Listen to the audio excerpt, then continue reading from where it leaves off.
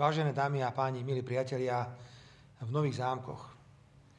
Je pre mňa veľkou cťou a potešením, že môžem ako predseda vlády Slovenskej republiky, ale súčasne ako predseda politickej strany Smer Slovenská sociálna demokracia podporiť kandidátku na post primátorky vo vašom meste, pani magisterku Ivetku Rajčániovú.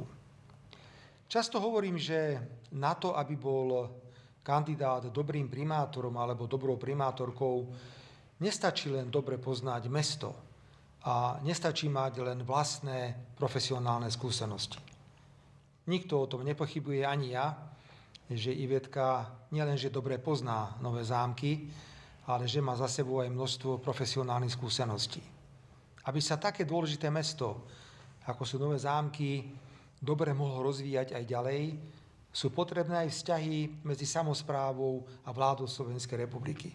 A ja chcem aj vašemu mestu takúto spoluprácu s vládou Slovenskej republiky, ktoré som predsedom, ponúknuť. Bude pre mňa veľkou radosťou, ak večer po komunálnych voľbách budem môcť Ivetke a jej tímu, kandidátom za poslancov, zablahoželať. Nielen popriať všetko dobré, ale predovšetkým ponúknuť spoluprácu, o ktorej som práve teraz hovoril. Držím palce a prosím, urobte dobré rozhodnutie.